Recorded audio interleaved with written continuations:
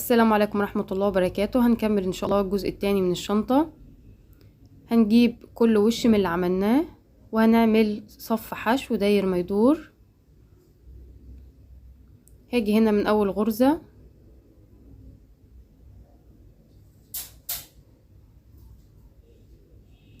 هسحب الخيط بتاعي، هرتفع سلسلة واشتغل غرز حشو، 1. هاجي في الغرزة اللي بعدها اللي هو الصف اللي بعده واشتغل تاني غرزة حشو، 2. الصف اللي بعده في كل صف بشتغل غرزة حشو، 3 4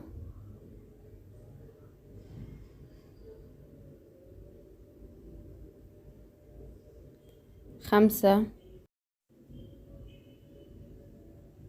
الصف اللي بعده 6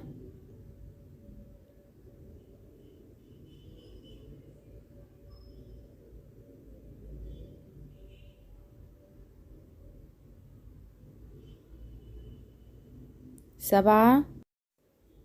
ده هيبقى شكلها. هكمل بنفس الطريقة. 8 9 10. هكمل بنفس الطريقة في الجنب بتاع الشنطة لحد ما اوصل لغرز الحشو اللي في القاعدة من تحت للغرزة اللي قبل غرز الحشو. اشتغل في كل صف هنا غرزة حشو لحد ما اوصل لهنا. خلصت هنا 25 غرزة حشو زي ما انتم شايفين.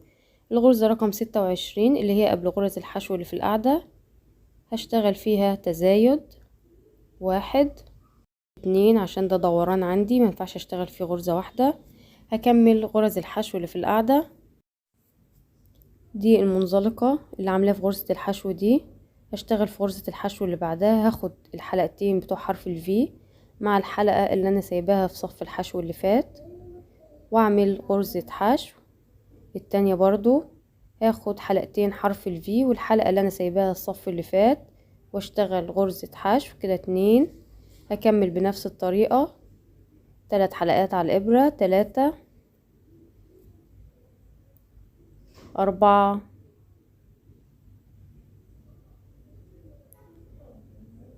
5. وصلت هنا للتزايد بتاع الصف اللي فات. طبعا هشتغل الحلقة اللي تحت مشتركة، دي غرزة حشو رقم 6 والغرزة اللي بعدها مع الحلقة الخلفية بتاعت الغرزة اللي فاتت 7 8 9 10. هكمل لحد ما اوصل للتزايد اللي في الجنب التاني. التزايد ده عملت كده 26 غرزة حشو من اول التزايد اللي انا عملته في الجنب. كل ده 26 غرزة حشو. وصلت للتزايد ده هشتغل في الحلقة اللي تحت مشتركة يبقى كده 27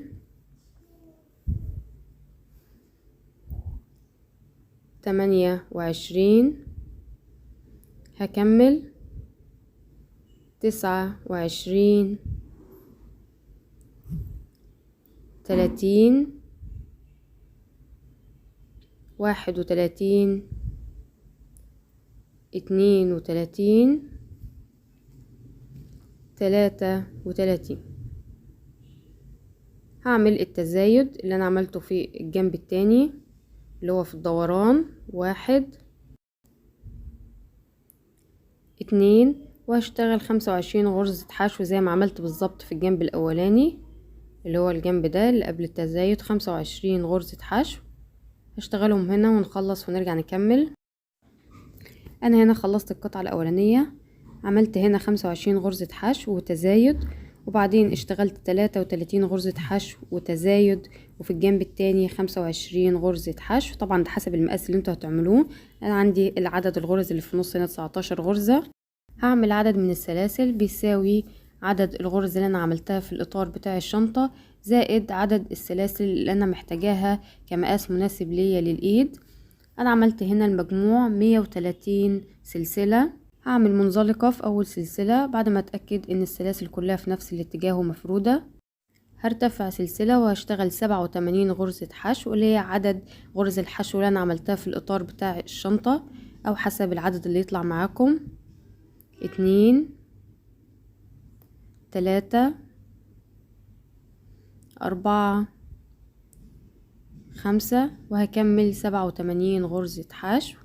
بعد ما اخلصهم هاجي في السلسلة اللي بعد 87 غرزة حشو او عدد غرز الاطار اللي انتوا عملتوها، وهسحب الحلقة بتاعت اخر غرزة معايا بالشكل ده. هاجي من الجنب التاني بتاع السلاسل، من الحلقة اللي في الجنب التاني للسلاسل زي ما انتوا شايفين كده، مش هشتغل فوق غرز الحشو اللي انا عملتها. هرتفع سلسلة واشتغل بالراجع 87 غرزة حشو. عدد غرز حشو الاطار 1 2 3 4 5 واكمل. خلصت غرز الحشو، هبدأ اشتغل في سلاسل الايد بتاعة الشنطة. هتأكد بس ان هي مفرودة في نفس الاتجاه،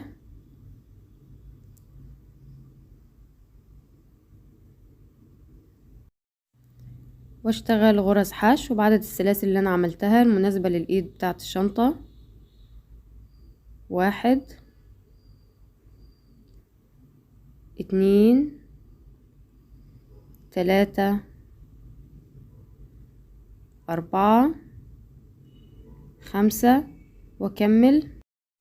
خلصت 42 غرزة حشو، وصلت لاخر سلسلة رقم 43 وهاجي في اول غرزة حشو واعمل منزلقة بعد الايد بتاعة الشنطة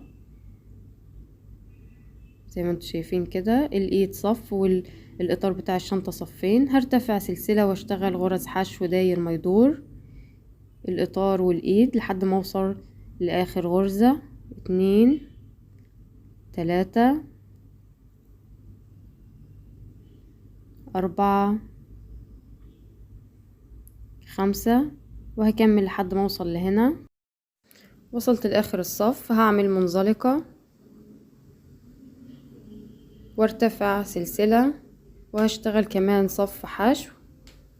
1 2 3 4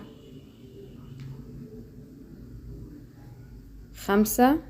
اللي محتاج يزود في عرض قاعدة الشنطة هيزود كمان صف 2 3 لحد ما يوصل لمقاس القاعدة اللي هو محتاجه. قفلت الصف بتاعي بمنزلقة كده، هيبقى عندي الدراع 3 صفوف والقاعدة لحد دلوقتي 4 صفوف. زي ما قلت اللي عايز يزود في عرض القاعدة هيزود كمان صف او 2.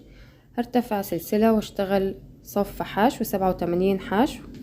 2 3 4 5 وهكمل 87 غرزة حشو لحد ما اوصل للجنب التاني ده اخره معايا. مش هشتغل خلاص في الايد. خلصت 87 غرزة حشو، هاجي في اول غرزة في الدراع واعمل منزلقة. لو حابين بعد ما نخلص الجزء ده اللي هو جوانب الشنطة نعمل لها تدعيم باستخدام البوري او اي حاجة انتوا بتستخدموها في التدعيم بتاع الشنط. هظبط اطراف الخيط بعد القص بالولاعة عشان ما يفكش مني. هجيب ابرة التنظيف وهلضم فيها الخيط بتاعي بلون الشنطة، وهبدأ اخيط القاعدة والجناب بالشنطة بتاعتي. هجيب الجوانب بتاعة الشنطة، ده هيبقى الوش بتاعي ناحية برا وده هيبقى ناحية جوه. هجيب اول وش معايا للشنطة هيبقى ده الوش اهو ناحية برا. هاجي في الحلقة الامامية من اول غرزة عندي، هدخل في الحلقة الامامية، هربط بس طرف الخيط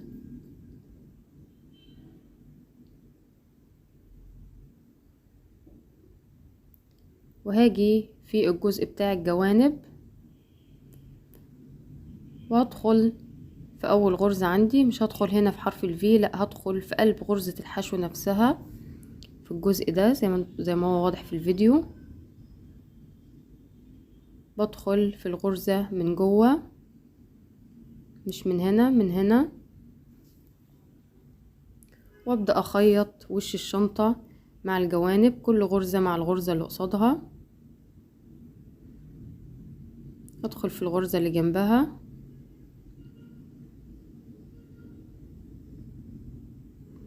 وبعدين هدخل في الحلقة الأمامية للوش بتاع الشنطة.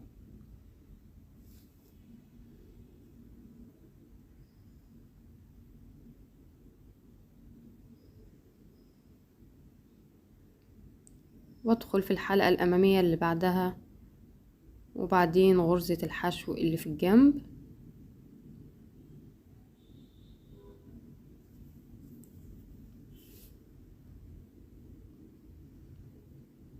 هكمل بنفس الطريقة وفي الحلقة الأمامية.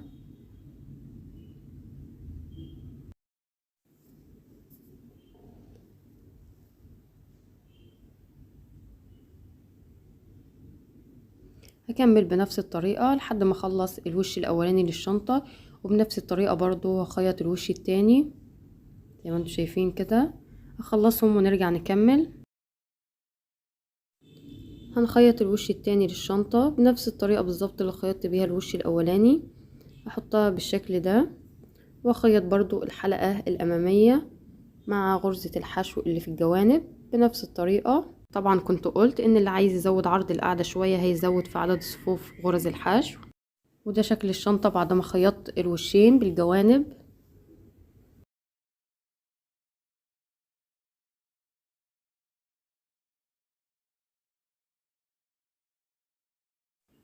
هاجي هنا بس في اخر غرزة هثبتها كويس بالشكل ده اكتر من مرة. هرجع تاني عشان تبقى محكمة معايا وما تفكش. زي ما انتم شايفين دي اخر غرزة. هنعمل هنا خطوة اختيارية للي حابب يعملها، اللي مش حابب ما يعملهاش. هنعمل طبقة كمان للجوانب والدراع، هتبقى بنفس عرض الدراع بتاع الشنطة. هنعمل عدد من السلاسل زيادة ب10 سلاسل من السلاسل اللي عملتها للجوانب والدراع الأولانية.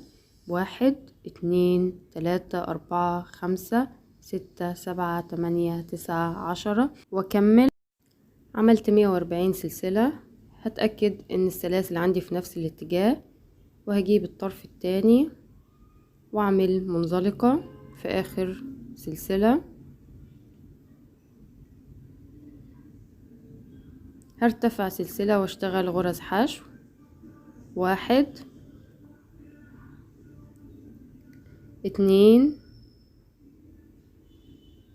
3 4 5 واكمل للاخر 140 غرزة حشو. وصلت للاخر هعمل منزلقة في اول غرزة حشو،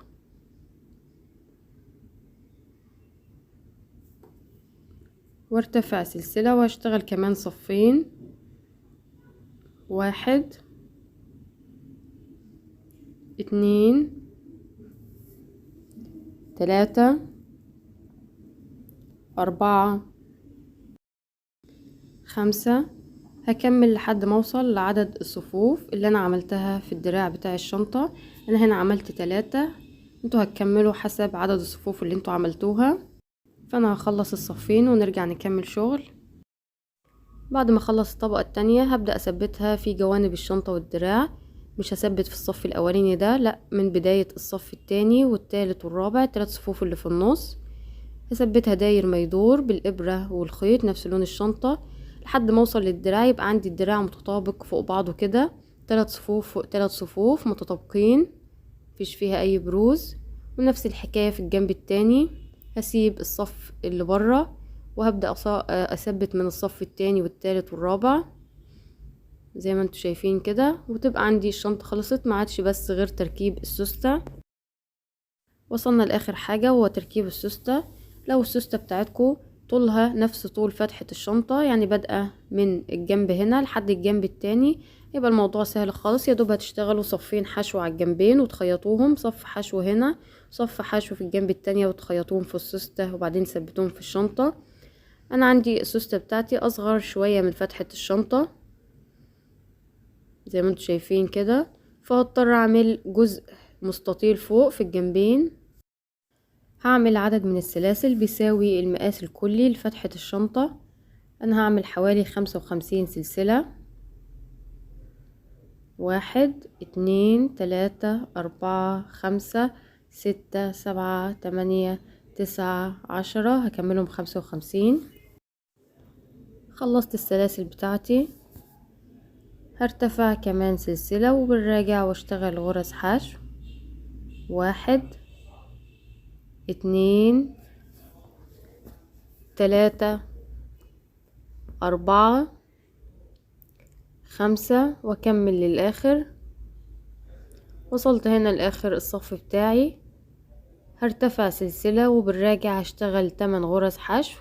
ده قيمة المستطيل اللي انا محتاجاه في بداية ونهاية الشنطة، اللي هي الزيادة عن مقاس السوستة. 8 غرز حشو، ممكن نشتغلها غرزة حشو عادية او نشتغلها غرز حشو زي ما عملت في وش الشنطة زي ما عملت هنا. انا هشتغل غرز حشو عادية. 1 2 3 4 5 6 7 8. هرتفع سلسلة واشتغل كمان 8 غرز حشو. 1 2 3 4 5 6 7 8. عدد الصفوف اللي انا عاملها هيساوي عدد الصفوف اللي انا عملتها في القاعدة ناقص صف واحد.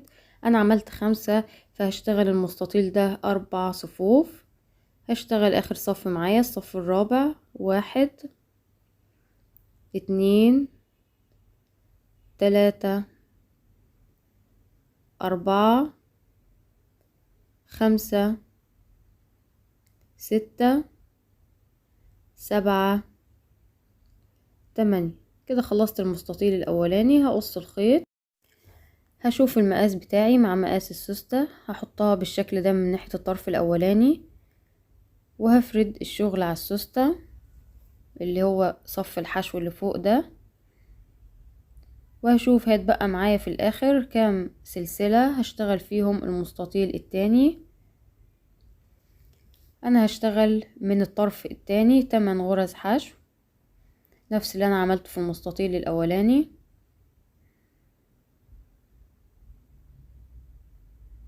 هرتفع سلسلة واشتغل 8 حشو. 1 2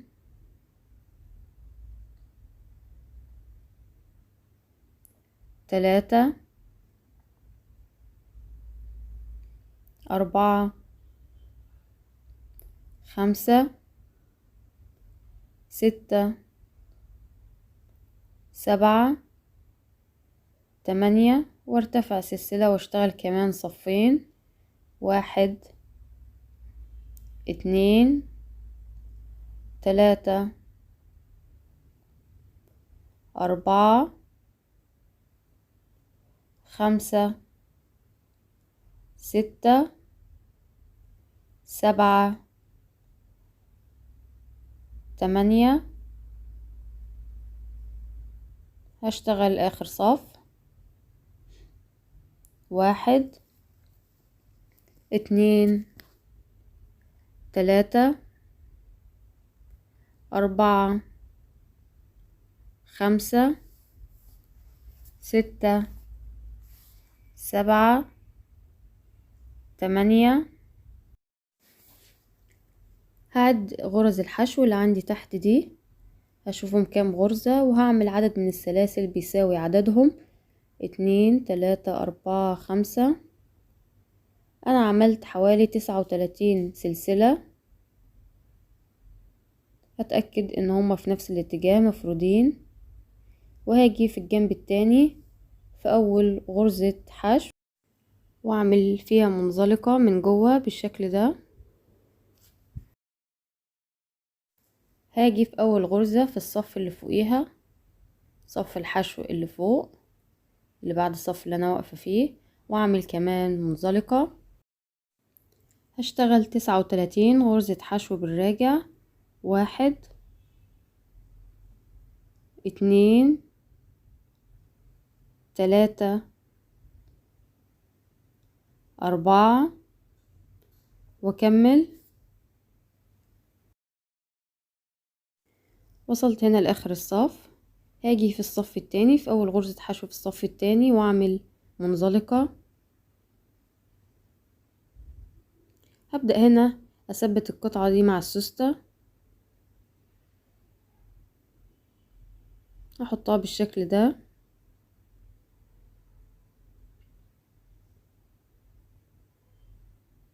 هثبتها بالشكل ده. هجيب ابرة وخيط نفس لون خيط السلسلة. هستخدم الخيط العادي ده والابرة العادية،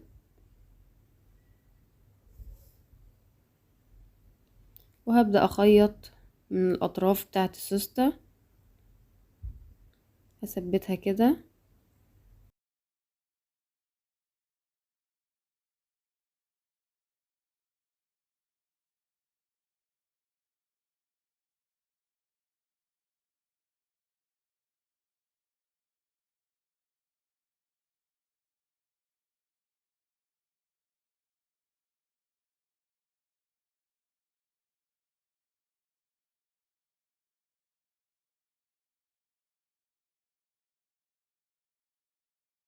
هكمل خياطة السوستة ونرجع نكمل شغل. هبدأ هنا اثبت السوستة بالشنطة بتاعتي بالشكل ده. هحطها في قلب الشنطة واثبتها من الطرفين،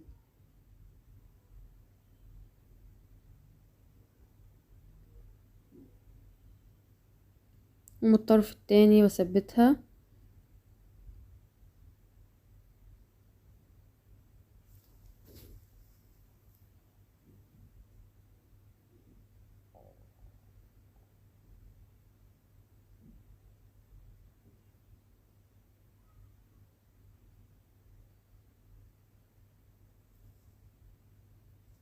هجيب ابرة التنظيف وخيط نفس الخيط اللي عملت بيه الشنطة. ابرة التنظيف، وهبدأ اثبت السوستة في الشنطة.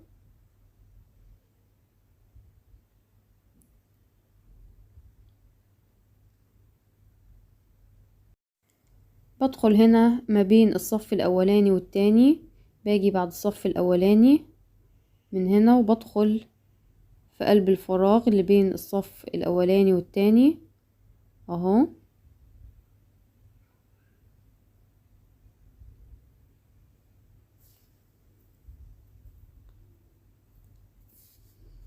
وادخل في الغرزة اللي بعدها، وبعدين هدخل في الحلقة الأمامية بتاعة السوستة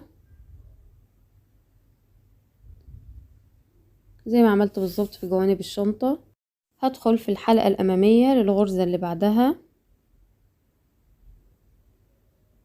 مع الغرزة بين الصف الأولاني والتاني.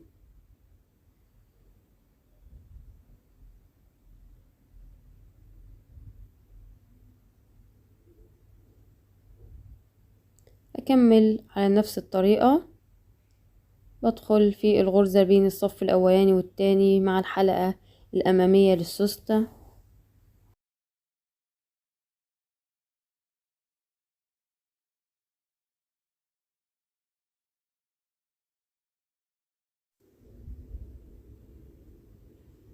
بدأت الشنطة معايا تبقى ماسكة نفسها. لو عايزين تزودوا التدعيم هتستخدموا بوري او ايا كان وسيلة التدعيم اللي انتوا بتستخدموها زي ما قلت بالظبط في القاعدة. هكمل خياطة السوستة داير ما يدور لحد ما اخلصها من الطرفين، الجنب الاولاني والجنب التاني.